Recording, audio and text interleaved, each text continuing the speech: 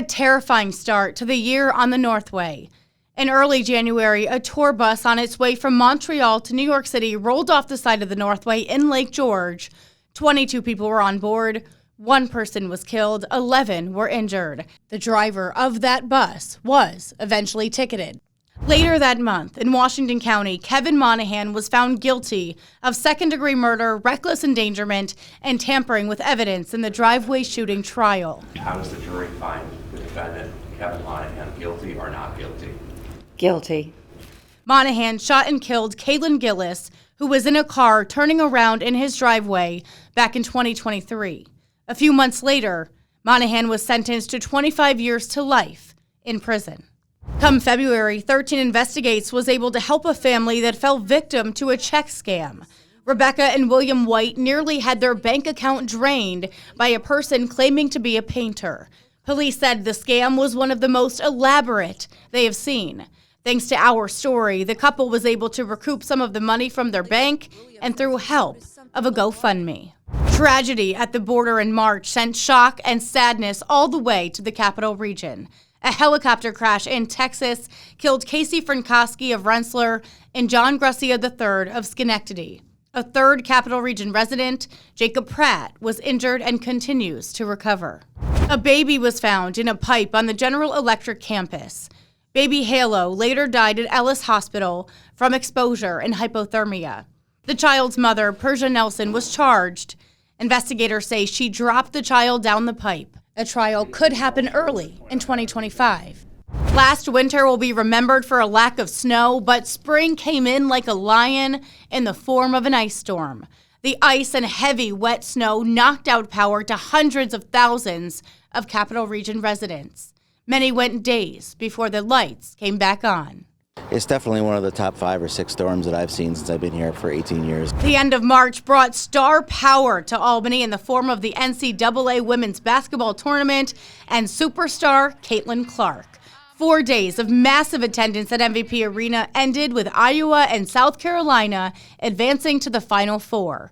But the Nets weren't the only thing cut down. Many will remember analyst Rebecca Lobo taking a shot at New York's capital city, saying good luck finding something to do in Albany. Parts of New York plunged into darkness in April for the solar eclipse.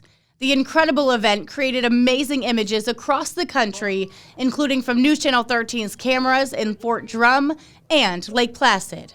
Later that month, the man who kidnapped a little girl from Moreau Lake State Park was sentenced for the crime. Craig Ross Jr. admitted to taking the child, sparking a frantic 2-day search before the girl was found with Ross Jr. in a camper behind a trailer home in the town of Milton. May arrived with a massive search for the person accused of hitting a UAlbany student with an illegal dirt bike. Surveillance video showed the alleged driver speeding down Albany streets. Police eventually zeroed in on 25-year-old Austin Bryett. The student hit Alexa Croft, continues her recovery. History at Saratoga Racecourse in June. Due to construction at Belmont Park, the third jewel of the Triple Crown was run at the spa. Massive crowds flooded the summer place to be a month earlier than normal, and they were treated to a fantastic finish. Later that month, tragedy in the sky near Albany International Airport.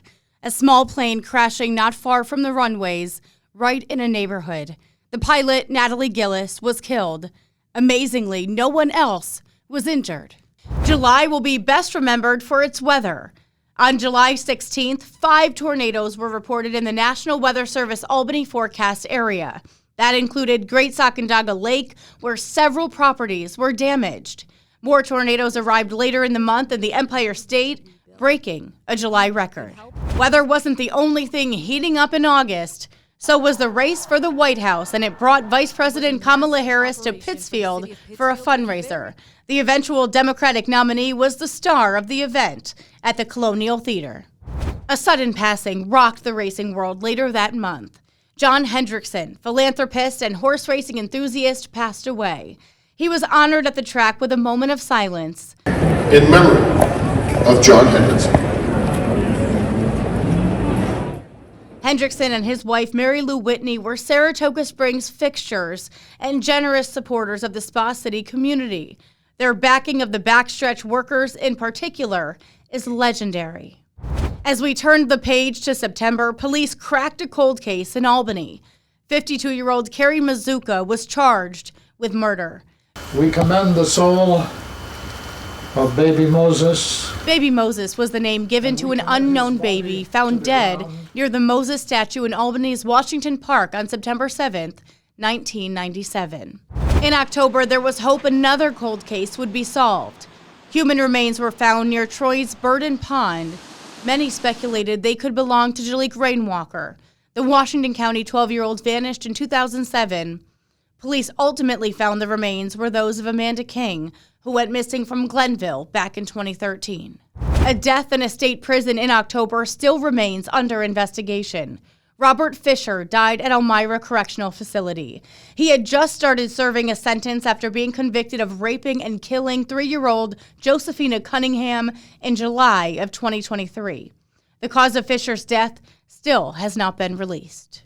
As we come on the air tonight, polls are closing across the country. Americans casting their ballots, deciding the future of our nation. November means Election Day, and it was a historic one.